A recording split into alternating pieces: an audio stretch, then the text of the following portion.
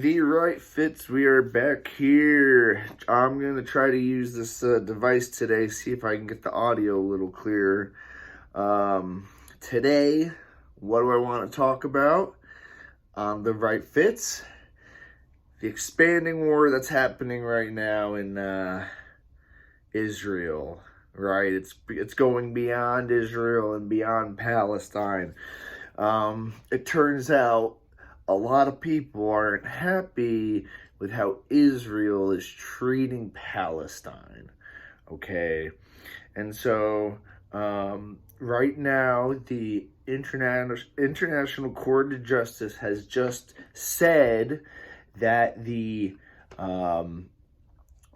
try for genocide, the ultimate crime in international law, can now go forward. So they sided with South Africa, who said they put up whatever their they said they pretty much put up like a resolution that says, is Israel doing a genocide?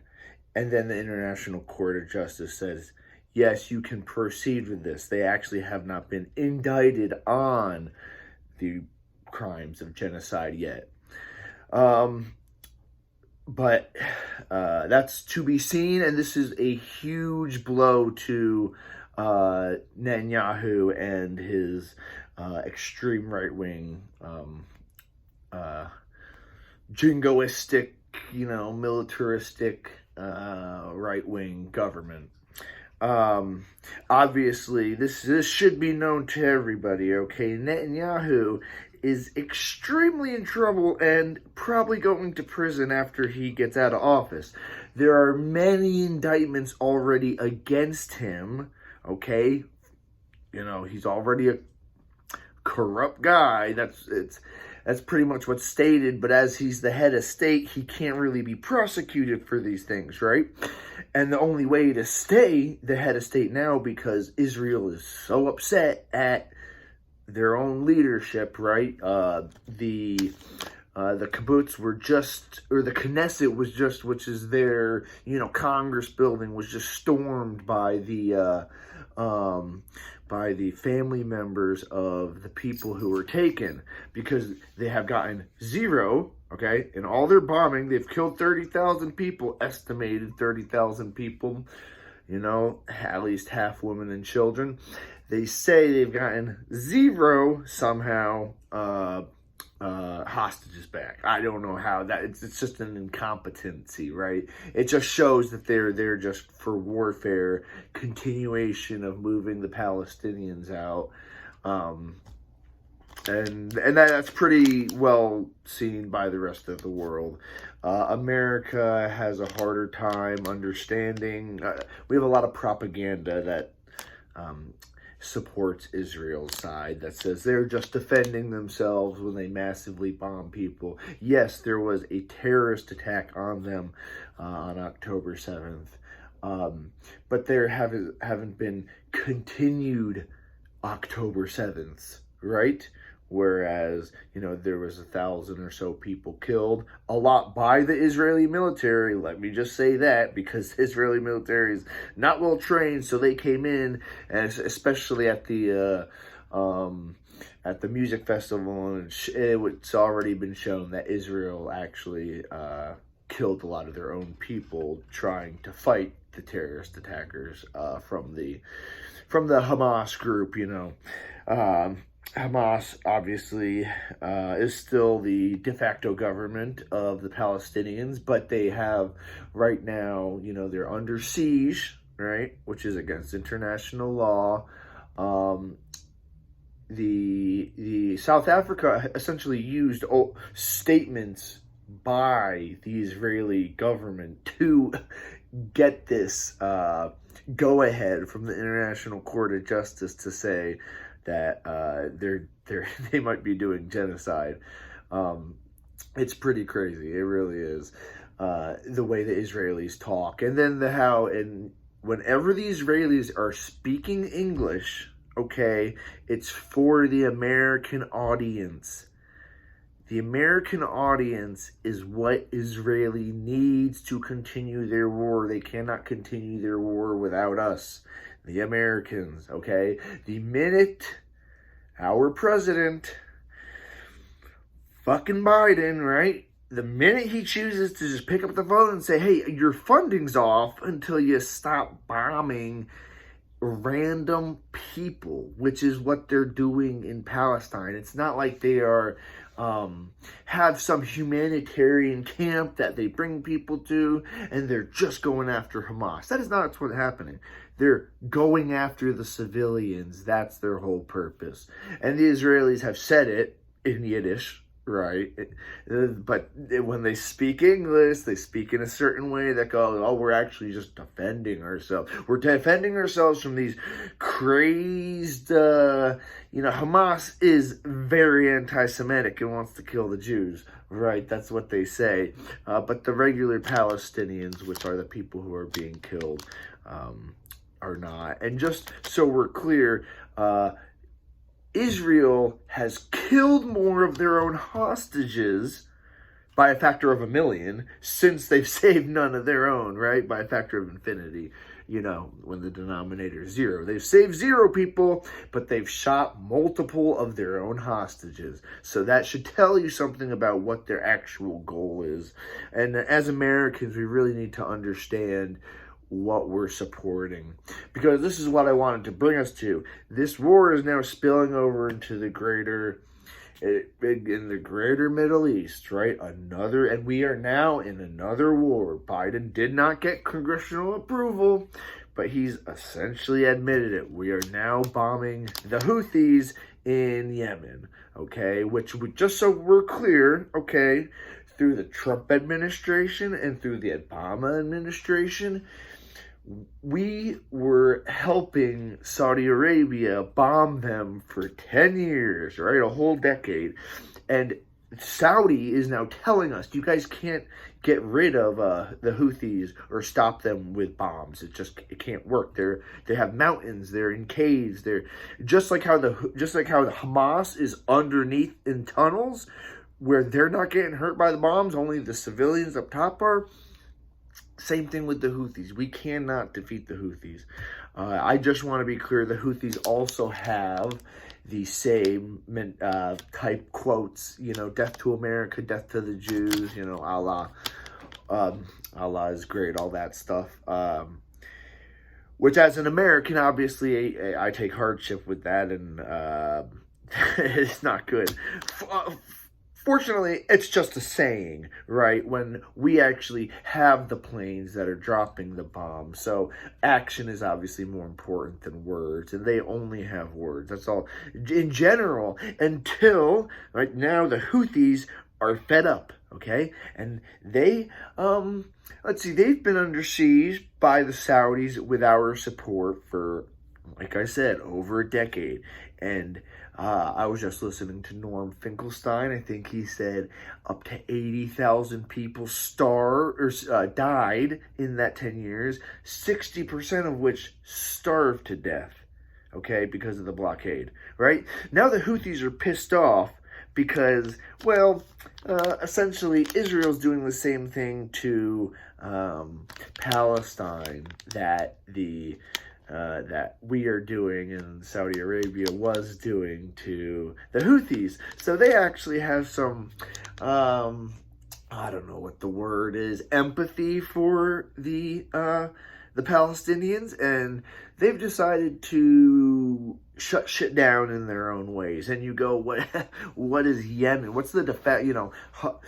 Hamas is the government in Palestine, which is a little piece, right, they're actually the government of only Gaza, which is part of Palestine, supposedly, but the Israeli state has cut it up into multiple places on purpose. It's not contiguous. They're not connected. So the West Bank is part of Palestine. It has its own government, the Palestinian Authority, and then Gaza is its own thing, and that's really where the concentration camp comes in. And it is a concentration camp because it's completely blockaded around and sieged. It's like medieval stuff, siege around a castle type thing. That's what they're doing. And that's what we tried to do in Yemen with, what Saudi tried to do in Yemen with our support, which didn't work. It did not work. The Houthis are now the de facto government in Yemen. So just like Hamas is the de facto government of Gaza, the Houthis are the de facto government of Yemen. And they decided to shut shit down by, I believe it's called the Strait of Hormuz. I'm not really sure. It's when you're coming south through,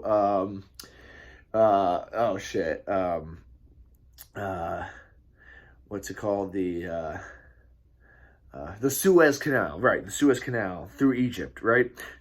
15% of world trade goes through the Suez Canal, right up to Egypt, which connects the Mediterranean Sea to the south, where you go through essentially like Djibouti and East Africa there, Djibouti, Ethiopia, and then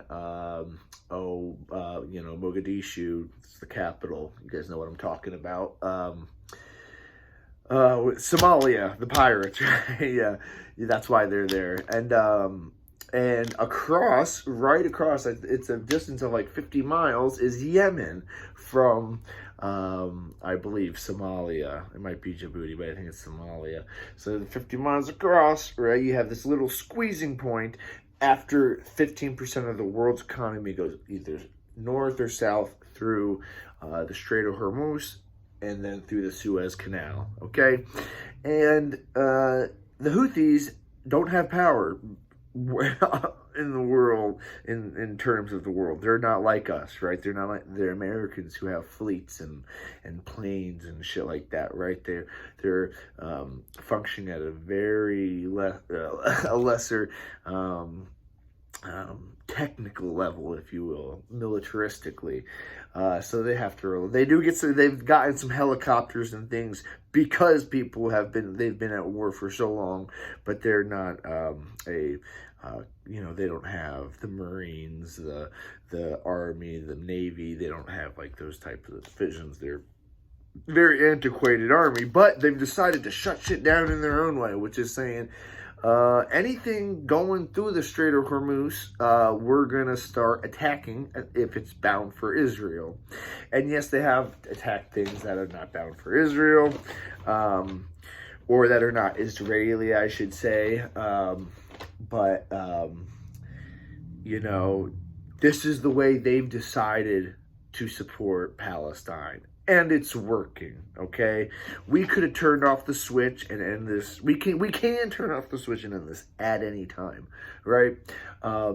Obviously, the Biden administration has chosen constant war, constant militarism, constant spending of our tax dollars abroad, instead of protecting Palestinians, telling Israel, you guys have to humanely treat them. We have power to do that.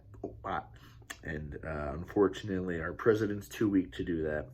Now, there's this whole Iranian faction, right? The Iranians support the Houthis, right? Because they're both Shia, which tends to be the less militaristic sect of Islam. The Sunnis, who we support, the more militaristic. I wonder why that is. Never talked about in the U.S., right? Like Saudi Arabia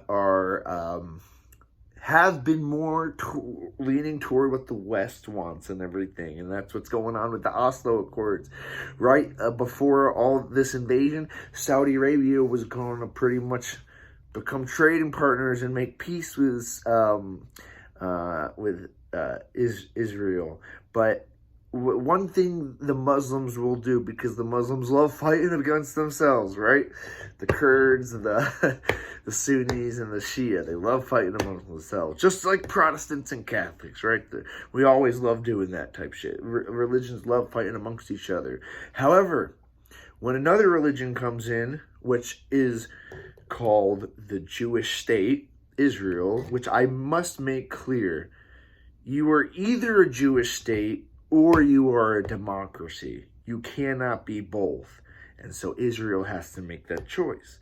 And so you almost have to have some understanding for these groups when they say death to America, death to the Jews, they equate Israel with Jewish people. Now, I know there are some non-Jewish people in Israel, but they're probably grandfathered in. It's very hard to get citizenship if you're not Jewish, ergo, it's not a democracy. Something that has to be very clear. No ethno-state is a democracy. Just like Saudi Arabia is not a democracy because they have the Book of Islam as their law, right? The same thing with Israel. The moment you call yourself the state of one type of people, you are not a democracy. Just a word of understanding. The same reason why America does not have a religion, because then you're not a democracy, right? If you have a state religion, you start to force people out. Now, I know, obviously, people would say, well, what about Britain? And Britain's the church of, the English church, the British, and the Church of England. And it's like, yes, technically they're still a monarchy too, right? So they're technically not even a democracy at heart, right? So, it's just important stuff to know. And, it's crazy the amount of shit. So my whole point in that is even Saudi Arabia right now, right? Israel says they want to start bombing Hezbollah.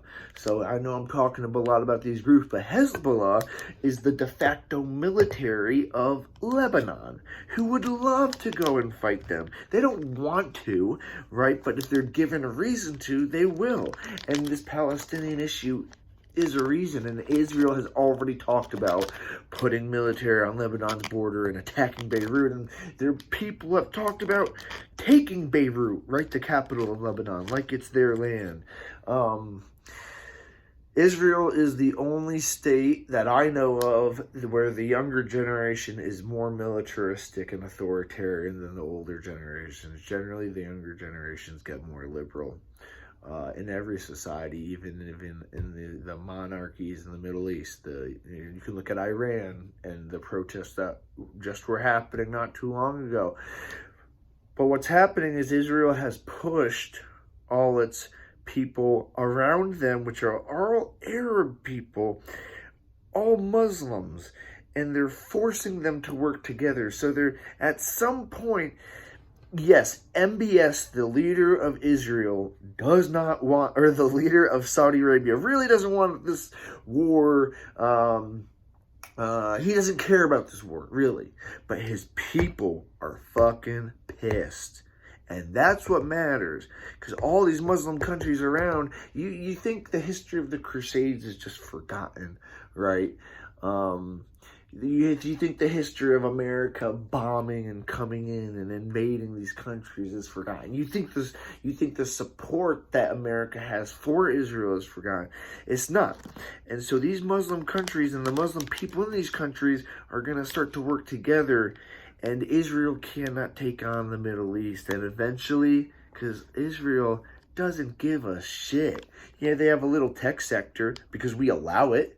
Right? Because we allow that growth. We allow that security. We gave them Iron Dome. But now they're leveraging what we gave them against ourselves. And now we're blowing up the Middle East and our own economy just for the Israelis. It's easier just to tell Israel to stop or say we're not going to fund you in this war.